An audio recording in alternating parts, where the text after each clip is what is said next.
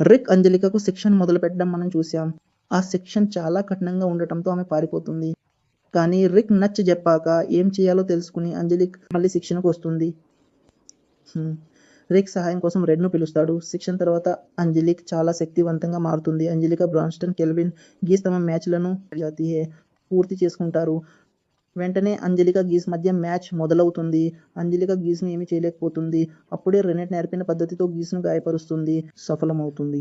ఇక కథలోకి వెళ్తే గీస్కు గాయమవ్వడం చూసి స్నాప్ అసాధ్యం, తన చర్మాన్ని పదునైన కత్తి కూడా కోయలేదు, మరి ఇది ఎలా జరిగింది అని ఆశ్చర్యపోతాడు. తర్వాత నికాల్ దిహే, అంజలికను తక్కువ అంచనా వేయకు, ఇది శరీర మార్పుల పద్ధతి.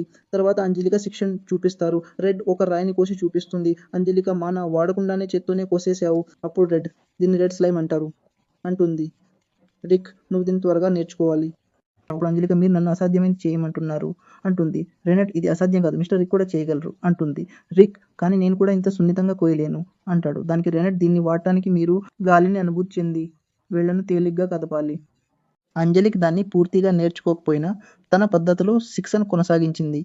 మానా ప్రతిబింబ పునశ్చరణతో కలిపి తనలా మార్చుకుంది. అప్పుడు మిడ్జెట్ ఈ పద్ధతిలో మానాన్ని శరీరంలో తాత్కాలికంగా నిల్వ చేసి ఒక్కసారిగా విడుదల చేస్తారు. అప్పుడు ఎక్కువ శక్తి వస్తుంది. ఇలా చేస్తే శరీరంపై చాలా భారం పడుతుంది. కానీ అంజలిక 4 రోజులు కఠిన శిక్షణ తీసుకుంది కాబట్టి తట్టుకోగలదు అని రెనెడ్ అంటుంది. థర్డ్ స్లైసర్ కావాల్సిన వేగాన్ని అంజలిక బ్లింక్ స్పీడ్తో సాధించింది. ఇది ఆమెకు మాత్రమే సాధ్యమైన ప్రత్యేక కదలికగా మారింది. అందుకే అంజలిక పదే పదే థర్డ్ స్లైసర్తో దాడి చేసింది. దానివల్ల గీస్కు చిరాకు వస్తుంది.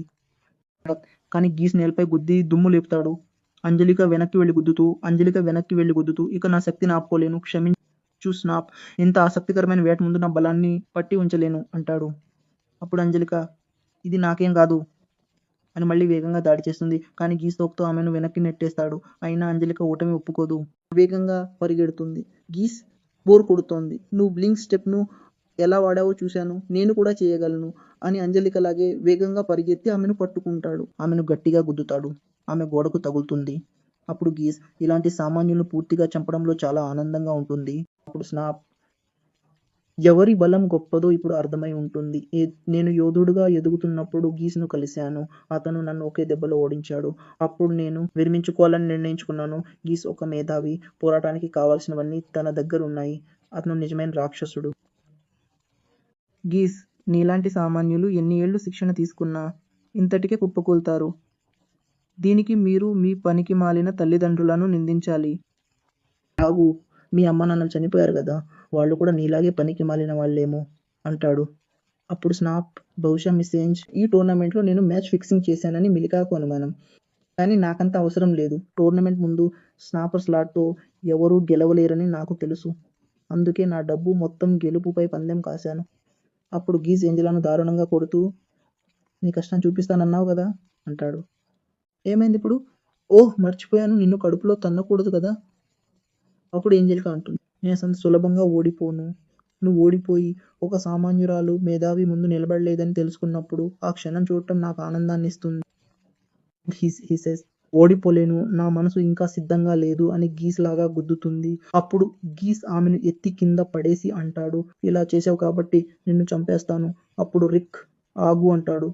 మ్యాచ్ ముగిసింది. కానీ గీస్ వినకుండా ఏంజెలాపై దాడి చేస్తాడు. అప్పుడు అతను తన షూ విసిరి గీస్ దాడిని మళ్లిస్తాడు. వ్యాఖ్యాతలు మ్యాచ్ ముగించగా గీస్ నా దాడిని ఎవరో మళ్లించారు, అది ఇతనే అనుకుంటాడు. ఇక్కడ రిక్కు చాలా కోపం వస్తుంది. అప్పుడు గీస్, నీ గురి అద్భుతం, నేను నా ఎరను పట్టుకుంటుంటే నువ్వు నాటకాన్ని పాడు చేసావంటాడు. రిక్ను తన్నబోతే అతను తప్పించుకుని, శాంతించు, ఇక్కడ నీకు నచ్చదు, రేపటిదాకా ఆగు, అందరి ముందు నిన్ను అవమానిస్తాను అంటాడు. రిక్ మ్యాచ్ ముగియగానే వ్యాఖ్యాత, మ్యాచ్ ఒక్క దెబ్బతో ముగిసింది, ఇలా జరుగుతుందని ఎవరూ అనుకోలేదు అంటారు. రిక్ మ్యాచ్ ముగించి ఏంజెలికాను చూడటానికి వెళ్తాడు. టీవీలో టోర్నమెంట్ నడుస్తుండగా ఏంజెలికా కఠినమైన శిక్షణ తీసుకుందని, తన కలను వదులుకోలేదని అనుకుంటారు. అందుకే ఈ ఓటమి ఆమెను చాలా బాధపెట్టి ఉంటుంది. బ్రాన్స్ట్రోమ్, ఎంబాపే కూడా తమ మ్యాచ్లు గెలుస్తారు. వ్యాఖ్యాత, ఇప్పుడు మనకు ఫిస్ట్ కింగ్ టోర్నమెంట్ 4 పోటీదారులు ఉన్నారు, చూద్దాం అంటుంది. వీరిలో ఎవరు ఛాంపియన్ అవుతారో. రేపటి సెమీఫైనల్ మర్చిపోకండి. రిక్ సిద్ధమవుతుండగా మర్నాడు ఏంజెలికా కనిపిస్తుంది. రిక్, ఇప్పుడు బాగున్నావా? మాన్స్టర్ ప్రామ్స్టర్ నిన్ను బాగు చేసిందన్నమాట అంటాడు. కానీ ఎక్కువ భారం పెట్టుకోకు, హోలీ మ్యాజిక్ నయం చేసిన శరీరంలో అలసట ఉంటుంది. జాగ్రత్త. సరే, నేను వెళ్తున్నాను. ఏంజెలికా, నన్ను క్షమించు. నువ్విచ్చిన శిక్షణ నాలాంటి ప్రతిభ లేని దాని వల్ల వృధా అయింది. అందరూ నన్ను గొప్పింటి దాన్ని చేయాలనుకున్నారు. కానీ నేను యోధురాలిగా ఉండటాన్ని ఎంచుకున్నాను. అందరికీ నా కలల్ని నెరవేర్చుకోగలనని నిరూపించాలనుకున్నాను. కానీ ఇప్పుడు అది సాధ్యం కాదేమో. స్నాప్ ప్రతిపాదనను అంగీకరించాలి. బహుశా అతను నన్ను బాగా చూసుకుంటాడేమో. అలా నా మిగతా జీవితం బాగుంటుంది. అప్పుడు రిక్, అలాంటిదేమీ లేదు, నేనే క్షమాపణ చెప్పాలి అంటాడు. నువ్వు చేయగలిగినదంతా చేశావు గీస్. శక్తిని నేను చూడకపోవడం నా తప్పు. అందుకే ఈరోజు మ్యాచ్ జాగ్రత్తగా చూడు. నీ శిక్షణతో ఏం చేయగలవో చూపిస్తాను. అప్పుడు మనం చూస్తాము. సెమీఫైనల్ మొదటి మ్యాచ్ రిక్ గీస్ మధ్య. గీస్, ఆ అమ్మాయి బాగుందా? నా తరపున క్షమించమని చెప్పు. నేను చేసిన తప్పు. ఆమెను చంపేయాల్సింది. ఎందుకంటే అంత ప్రతిభతో అలా ఓడిపోయాక ఎవరు బతకాలనుకుంటారు? అందుకే నన్ను క్షమించమని చెప్పు. నేను అతన్ని కొట్టలేదని వినగానే రికోకి కోపం వస్తుంది. కామెంటేటర్ మ్యాచ్ మొదలు పెట్టమంటుంది. అప్పుడు కిస్, రా, నీ కష్టం ఎంత వ్యర్థమో చూపించు. రా కోమ్నా అనగానే రికో గట్టిగా గుద్దుతాడు. ఆ దెబ్బ గీస్ కింద పడతాడు. అప్పుడు రిక్, ఏమైంది? ఒక మేధావి కూడా సామాన్యుడి గుద్దుకి ఇలా పడిపోతాడా అంటాడు. చాలే, త్వరగా లే. నేను నిన్ను గుద్దలేను. అంత అహంకారం వద్దు. పొరపాటున నా మీద ఒక దెబ్బ వేశావంతే అని దాడి చేస్తాడు. కానీ రిక్ గీస్ కడుపుపై కొట్టడంతో అతనికి చాలా నొప్పి వస్తుంది. ఏంజెల్కా, గీస్ ఉక్కు శరీరంపై ఇది పనిచేసిందంటే నమ్మలేకున్నాను. రిక్ ఎంత బలవంతుడు అంటుంది. హెయిర్ నెట్, ఈ దాడిలో రిక్ శక్తులను వాడలేదు. మాన్స్టర్ రిక్ కేవలం శరీర నియంత్రణ యుక్తిని వాడాడు అంటాడు. ఆ పొట్టివాడు, ఇతను మోసపూరిత మాయ వాడాడు. దాని ప్రభావం నేరుగా శరీరం లోపల తెలుస్తుంది. డ్రాగన్ బాల్ అంత బలవంతుడైనా సరైన సమయంలో కొడితే చాలా నొప్పిస్తుంది అంటాడు. అతను ఇప్పుడు ఓటమి ఒప్పుకుంటే నాకేం సమస్య లేదు అనగా గిరిజ్, నోర్ముయ్ అంటాడు. నన్ను తక్కువ అంచనా వేయకు అని చేతిని బలపరిచి రిక్ పై దాడి చేస్తాడు. రోమ్స్టన్, రిక్, నువ్వు ఇలా పోరాడాలనుకుంటున్నావా అంటాడు. రిక్ గీస్ దాడుల నుండి తప్పించుకుంటూ గుద్దుతాడు. కానీ గీస్ అతన్ని కింద పడేసి గట్టిగా నవ్వుతాడు. అప్పుడు రోమ్స్టన్ అయితే అంటాడు, స్కిన్ స్ట్రెయిన్ మ్యాజిక్ ను వాడాడు. దానివల్ల అతని మానా చాలా ఖర్చు అవుతుంది. స్నాప్, అవును నిజమే అంటాడు. గీస్ మానాను ఎప్పుడూ నేర్చుకోలేదు, అది పుట్టుకతోనే వచ్చింది. బ్రేక్, మానా తగ్గితే వచ్చే సమస్య నీకేం తెలుసు అంటాడు. గీస్, అది నా సమస్య కాదు, నీ తల్లిదండ్రులను నిందించుకో. నేను అలా చేయను అంటాడు. రిక్ మళ్ళీ దాడి చేసినా గీస్ పై ప్రభావం ఉండదు. దాంతో అతను రిక్ ను కొట్టడం మొదలు పెడతాడు. టోబిన్లిక, ముందు దారం దెబ్బ పని చేయలేదు, కానీ ఇప్పుడు కుర్చీ దాడి చేయడం లేదు అంటాడు. గీస్, ప్రేక్షకులు నిశ్శబ్దమయ్యారు. మేధావి సామాన్యుల్లో ఎవరు గెలుస్తారో వారికి అర్థమైంది అంటాడు. స్నాప్, గీస్ గెలవడం ఖాయం, చింతించకండి అనగా బ్రామ్స్టన్ అంటాడు. నువ్వు దీనిలా చూస్తున్నావా? నువ్వు మ్యాచ్ను ఎలా చూస్తున్నావు అనేది రిక్ అనవసరం. ఏంజెలికా ఎలా చూస్తుందనేదే అతనికి ముఖ్యం. రిక్, కీచ్ దాడిని ఆపి, నీలో ఓపిక ఎక్కువ, కానీ అలసిపోయావు. అసలేం జరుగుతోంది? ఇంత కొట్టినా నీకు రక్తం కూడా రాలేదు అంటాడు. రెడ్, ఇదంతా నియంత్రణ యుక్తి ప్రవాహ ప్రభావం వల్ల అంటుంది. అప్పుడు రెడ్, నా యుక్తి నాలోని అంతర్గత ప్రభావాన్ని తొలగిస్తుంది. సులభంగా చెప్పాలంటే నాకు గాయం కాలేదు అంటాడు. హే, నీకెంత ధైర్యం? ఇప్పటిదాకా నిన్ను నువ్వే ఆపుకున్నావు అంటాడు. అలా కాదు, కానీ నువ్వు చెప్పింది తప్పని కూడా అనను. ఈసారి నా శారీరక సామర్థ్యాన్ని ఏంజెలికా స్థాయికి తెచ్చాను మరియు నా పూర్తి శక్తితోనే పోరాడుతున్నాను. రాబ్సన్, ఎరిక్ గెలవడం ముఖ్యం కాదు, ఏంజెలికా నిజ శక్తిని చూపించడమే ముఖ్యం అంటాడు. ఇది ఏంజెలికా గీస్ల మధ్య ఇమేజ్ కాదు, రీమ్యాచ్. గీస్, నాతో తమాషా చేసే ధైర్యం నీకెలా వచ్చింది? ఇప్పుడే చంపేస్తా అంటాడు. అంత ఒత్తిడి పెట్టుకోకు. ఏదైనా చేసే ముందు నీ ఓపిక గురించి ఆలోచించు. అప్పుడు గీస్ శరీరాన్ని ఉక్కులా మార్చి వేగంగా రిక్ పై దాడి చేస్తాడు. రిక్ తప్పించుకుని కుర్చీ దాడితో ఎదురుదాడి చేస్తాడు. దాని ఉక్కు శరీరం విరిగిపోతుంది. నువ్వు ఇప్పుడు చాలా అలసిపోయావు అంటాడు. అందుకే నీ మాయాశక్తులు పనిచేయట్లేదు. నీకేమవుతుందో అర్థం కావట్లేదా? నేను చెబుతాను. ఎందుకంటే ఇంత అలసిపోయేలా నువ్వెప్పుడూ పనిచేయలేదు. అప్పుడు స్నాప్ అంటాడు, ఇది అసాధ్యం. అంటే మిస్టర్ రిక్ ఇతని కన్నా బలవంతుడా? రోమ్సన్, అలాంటిదేమీ లేదు అంటాడు. మజెట్, రేక్ చాలా సాధారణమైనవాడు అంటాడు. రెనెట్, మాస్టర్ రేక్లో ప్రతిభే లేదు అంటుంది.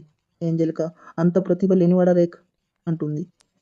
రోమ్సన్, రేక్ తన మంచి రోజులు గడిచాక శిక్షణ మొదలు పెట్టాడు అంటాడు. అతను చాలా తక్కువ స్థాయిలోని ఒక సాధారణ వ్యక్తి. స్నాప్, మరి గీస్ లాంటి మేధావిని ఎలా ఓడిస్తున్నాడు అంటాడు.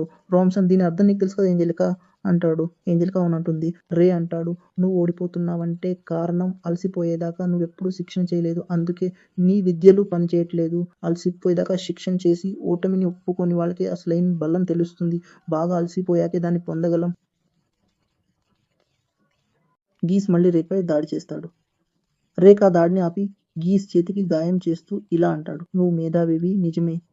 ఏ ప్రయత్నం లేకుండానే ఇంత బలవంతుడివి అయ్యావు. కానీ మేధావుల స్థాయిలో నువ్వు మొదటి మెట్టు మీదే ఉన్నావు. నిజమైన మేధావులు తమ సహజ శరీరాన్ని మెరుగుపరుచుకుని ఇంద్రియాలను చురుకుగా చేసుకుంటారు. నాకు తెలుసు. ఎందుకంటే 1000వ స్థాయి మేధావులను చూశాను. నేను చేరలేని అంత ప్రమాదకరమైన వాళ్ళను దగ్గరగా చూశాను. లోకంలో నీకన్నా బలవంతుడు లేడనుకుంటున్నావేమో. కానీ నిన్ను ఓడించే వాళ్ళను నువ్వు కలవలేదు. అప్పుడు గీస్ నోరు మూయ్, నా తల తినకు అంటాడు. తన మాయాశక్తిని శరీరం అంతా నింపుతాడు. ఏంజెలికా నిజంగా డ్రాగన్లా ఉన్నాడు అంటుంది. స్నాప్ అవును. మేము పురాతన డ్రాగన్ వంశీకులం. ఇతను ఇప్పుడే ఆ రక్తాన్ని మేల్కొలిపాడు అని పిలుస్తాడు. గీస్ రేక్పై దాడి చేసి ఎగరగొడతాడు. కానీ రేక్ తిరిగి వచ్చి గుద్దుతాడు. ఆ గుద్దుల గీస్కి ఏమీ కాదు. రేక్ అనుకుంటాడు, ఇతని శరీరం ఇంకా బలపడింది. కదలికలు వేగంగా మారాయి. ఇంత మంచి శరీరం దొరకడం నీ అదృష్టం. నేను నిన్ను గెలవలేనేమో. ఇప్పుడైనా అర్థమైందా వెర్రివాడా? నువ్వు చెప్పింది నిజమే. ఏది ఏమైనా ఏంజెలికా నిన్నెప్పటికీ గెలవలేదు. అది నువ్వు బలవంతుడివి కావడం వల్ల కాదు. ఆమె అంత శిక్షణ చేయనందువల్ల. ఏంజెలికా ఏడాది శిక్షణ చేస్తే నీకన్నా బలవంతురాలవుతుంది అని వేగంగా పరిగెడుతూ గీస్పై దాడి మొదలు పెడతాడు. బెంజెలికా అంటే రేక్ ఇప్పుడు నేను చేరని స్థాయిలో ఉన్నాడు. కానీ ఇవి బ్లాంక్ స్టెప్ కదలికలే అంటుంది. రేక్ నాకు చెప్పేది ఇదే. నేను ఏడాది శిక్షణ చేస్తే ఈ శక్తిని పొందగలను. అప్పుడు రేక్ సాధారణ ప్రయత్నాలు సహజ పరిమితులను దాటలేవు. దానికి పిచ్చివాడివి కావాలి ఇంకా ఏడాది పాటు అంటాడు. నువ్వు కష్టపడాలి. చెప్పు. నీకేం కావాలి? నెల శిక్షణతో ఓడిపోతావా? లేక ఏడాది శిక్షణతో మళ్ళీ ప్రయత్నిస్తావా? దానికి అంజలిక ఈ పిచ్చి మాటలేంటి? నేను ఏడాది శిక్షణనే ఎంచుకుంటాను అంటుంది.